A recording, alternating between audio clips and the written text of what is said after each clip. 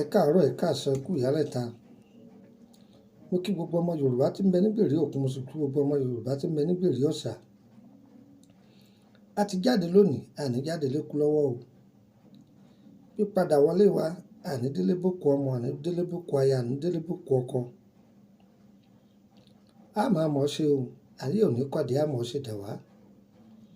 A ti mọ ayé, ayé ti mọ̀ wá. Ọba òkè má jẹ́ ayé ọ̀fà ayé hàn wá o. Àní wà bákan náà bí omi adágún, àní bọ́rọ̀ ayé wa dóríta kò yé mi mọ́ o. Ìtúwọ́ ọlọ́jà, ìtúwọ́ ọlọ́jà.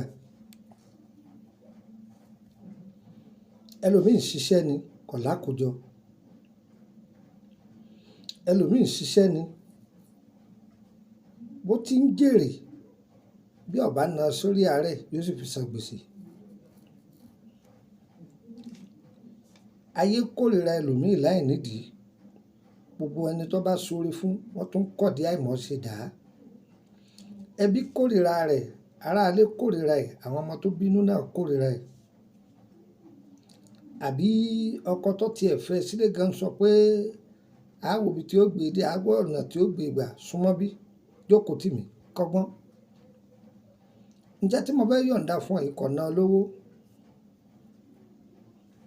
Kò ṣe kí ni, kò ná ọ lówó. Tó bá ṣiṣẹ́ yìí, Ọlọ́run ó lò ní sábàbí fún ọ bọ́ lọ́wọ́ amúnisẹ ni. Ọ̀gbọ́,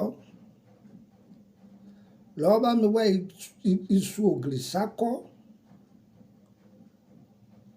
Ọ̀nà méjì làwọn àgbàlagbà gbà pé iṣu yìí o, àwọn ẹlòmíràn ní iṣu ìgọ́. Ṣùgbọ́n ògìrì sákọ́ yìí, òun lọ́pọ̀lọpọ̀ èèyàn ló gbajúmọ̀ lẹ́kọ̀ọ́ tí gbogbo èèyàn mọ̀. Ògìrì sákọ́ yìí ẹ̀gún tí ó kúnná, èpo ọ̀bọ̀ ẹ̀gún tí ó kúnná, ẹ̀gún papọ̀ mọ́ ata ìjọ̀sì, ewé àjẹ́ ọ̀bàlé, òun náà ní jẹ́ àjẹ́ òfòlé, òun náà ní jẹ́ ewé afẹ́lóru.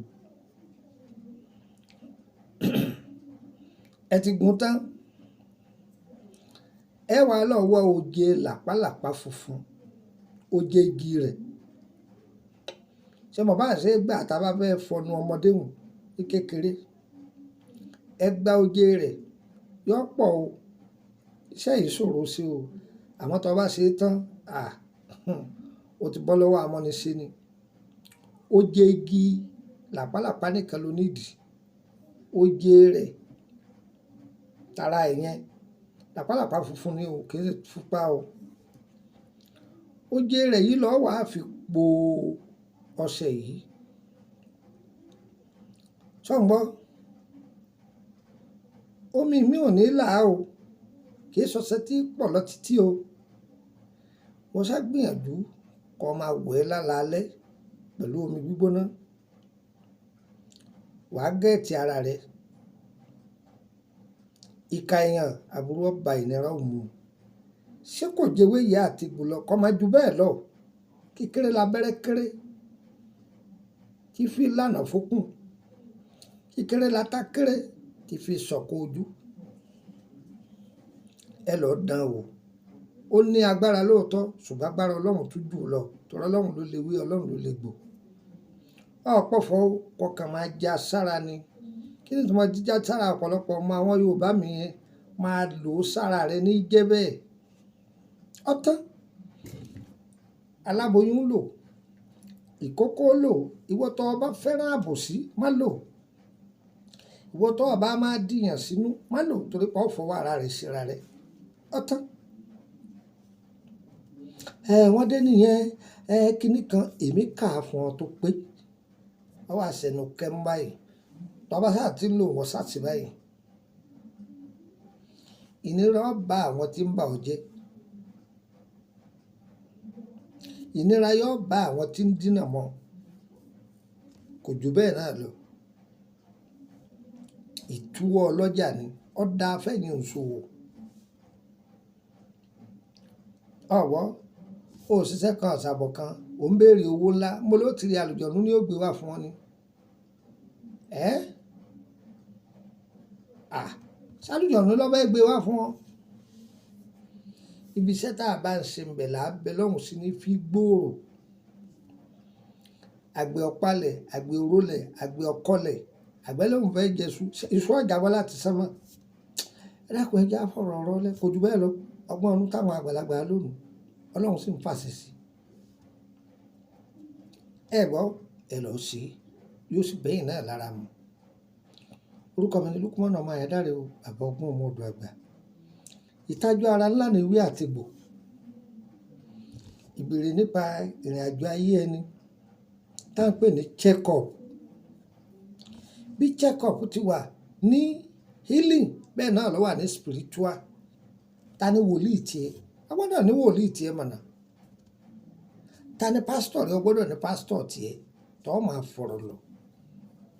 Tó bá fẹ́ ṣubú wọn sọ fún ọ pé má gbà bíi, ó sì dára rẹ mọ̀. Gbogbo ẹ̀dá ènìyàn tó wáyé ló ní manual tiẹ̀, manual tó guide ìrìn àjò ayé wa. Lára manual tiẹ̀ nǹkan kan ló gbọ́dọ̀ jẹ ní. Lára manual tiẹ̀ aṣọ kan ló gbọ́dọ̀ wọ̀ ní. Torí ọ̀pọ̀lọpọ̀ èèyàn gan ọmọ yàtọ̀ láàrin ogun ìdílé àti ègún ìdílé, wọn ò mọ̀ o. Ègún ìdílé, ègún a máa dogun, ogun a sì máa bí oògùn, oògùn a sì máa ba nǹkan jẹ́. Ègún, tí ègún bá pọ̀ fún yàn, ègún àfọwọ́fà ń bẹ tí padà dogun sínú ayé ẹ̀dá. Ègún máa kójọ báyìí ni, ègún máa kójọ kí n má pẹrẹ wá. Ọbẹ̀ mọ̀ yàtọ̀ láàrin ègún. Orí ọmọbìnrin ní pé bọ̀dá ṣe ẹlẹ́fẹ̀ẹ́ mi ni àbẹ́ ẹ̀fẹ́ mi ń fi ọ ní. Ó fine now, ọmọ ò báàdì lọ́mọ náà, torí pé ọmọ nídìí, ó sì pupa òbò jẹ. Ìgbà tó òbò jẹ tán gbà yẹn ló tó mọ̀ pé ó kàwé, ọjà jùlẹ̀, ọba kúdí lọ, torí pé òun jáde yunifásitì. Mo tún jẹ kúdí tán, ọ̀la jùlẹ̀, ó tún kan Deborah. Ó sì mọrú ọmọ tí àwọn ọmọ yìí jẹ́. Wọ́n wá jáde, wọ́n gé èpè fún ọ pé lágbájá o, àwọn ń sọ tàṣẹtàṣẹ kó rí báyìí sínú ayé rẹ̀. Ó di róbó o, kó máa mú jẹ lókù o, ọ̀wá ni mọ̀ bí ogun ti wá. Bóyá ìṣẹ̀dá àwọn ọmọ yìí wọn èyí rẹ́ wọn jẹ. Bóyá ìṣẹ̀dá tiẹ̀ gan kì í kọ́ gbarú bẹ́ẹ̀ kọ́ máa ṣe, ò sì ń ṣe. O ti fọwọ́ ara rẹ̀ fa ègún tó dogun sínú ayé rẹ̀. Ẹ̀ ń tẹ̀lé mi, ẹ̀ ń gbọ́ mi yé, kò sì gẹnu. A dára fún wa o. Bóyá ẹ fẹ́ ra bóyá bíi tùràrí nǹkan kan lóríṣiríṣi tá a bá nílẹ̀, àyè wà fún yín láti rà. Wọ́n tó fẹ́ máa béèrè lórí iṣẹ́ tá a ti fi sílẹ̀ ti pé àyè wà fún ọ, wàá join private group, owó ló fi wọbẹ̀. 10,000 ni tó o bá ti lágbára ẹ̀. Má fi mẹ́sẹ́jì kan lẹ̀ fún mi o. Ewé kíní kan, ewé ọgbọ́ àti ewé námúnámú, ẹjọ́ kí ni ìyàtọ̀ tó? Má bí mi o, ìnídọ̀ lóhùn o. Àwọn dìdìrín ní ń pè wọ́n torí pé kò sọgbọ́n lórí wọn. Wọ́n wá lọ gbé fídíò, wọ́n send ẹ̀ sí mi ní inbox ní WhatsApp. I want to get more information about this. Ṣẹ́rípórí wọ́n ti dàrú.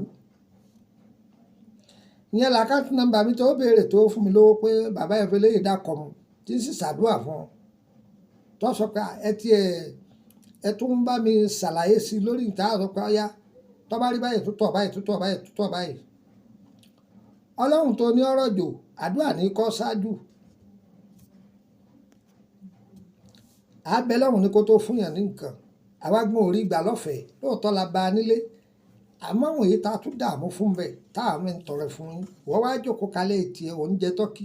O ní I want to know more about this. Ta ló foolish nínú èmi àti ẹ? You are foolish. Tó o bá foolish ni kó máa béèrè lọ́wọ́ èmi pé I want to get more about this. You are foolish. Ẹ má send message bẹ́ẹ̀ sí mi mọ́. Mo mọ̀ sọ ọ̀rọ̀ yìí jáde ni láti lè dẹ́kun àwọn èèyàn. Ẹ má ṣerú bẹ́ẹ̀ mọ́. Kódà kò bá làákàyè mu.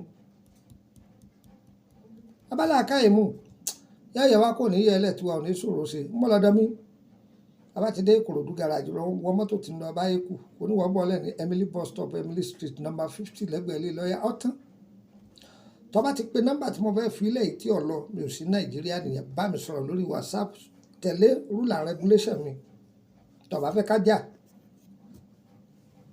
tẹ̀lé o gbogbo àwọn ètò wa yìí tó bá tẹ̀ ọ́ lọ́wọ́ má dé mọ́lẹ̀ ìwọ náà pín fáwọn èèyàn ẹbí ṣàǹfààní fún wọn ẹbí ṣàǹfààní àjùlẹ̀ kẹ́ má pa àmì polówó ṣùgbọ́n pọ̀lọpọ̀ ohun tá a ti fi sílẹ̀ tó ṣe nínú ayé àwọn èèyàn kò kéré tí wọ́n sì ń ṣàdúrà fún wa ẹlẹ́mìí bù wá ní nǹkan gbogbo mi ní nǹkan gbà lọ́wọ́ rẹ̀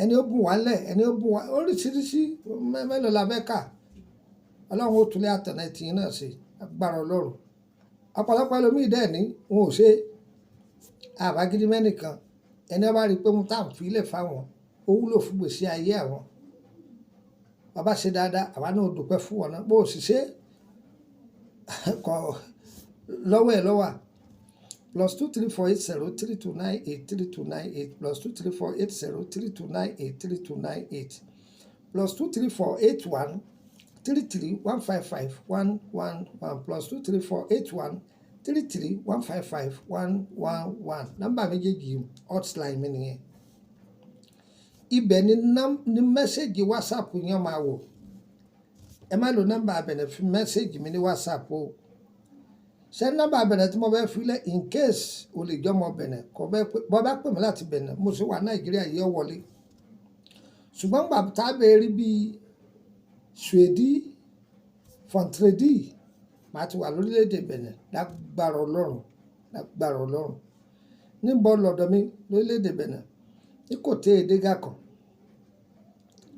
Èdégà kan níbi Túndé Motors ibi títí ń ta mọ́tò níbi ẹ̀yìn ọjà Adégà kan mi wọ́n ti ń ta àjẹkẹ́ níbẹ̀ lọ́dọ̀ mi á dára fún wa ayé wa títí Dimash tí ń bọ̀ yìí wọlé ń dí a tún máa sọ̀rọ̀ lórílẹ̀‐èdè Bẹ̀nẹ̀ lágbára Ọlọ́run gbogbo ẹ̀yin tẹ́ ní sẹ́gbà lọ́wọ́ wa mo rò wípé mo ti tú pẹ̀lú gbogbo anybody pàápàá jùlọ ẹ̀yin ìyẹn wa tẹ́ wà ní abroad ó kó èèyàn méjì péré lágbára Ọlọ́run àwọn DHL wọ́n sì wàá kó bóyá ọ̀la sọ́túnla kò sì jẹ́ nìyẹn yóò yẹ wá kò ní yẹ lẹ́ o ire o ire ẹ má gbàgbé pé mẹ́ta ní ń fún yín lọ́sàn-án yìí ẹ̀mí ètí lọ ẹ̀dúró ń bọ̀.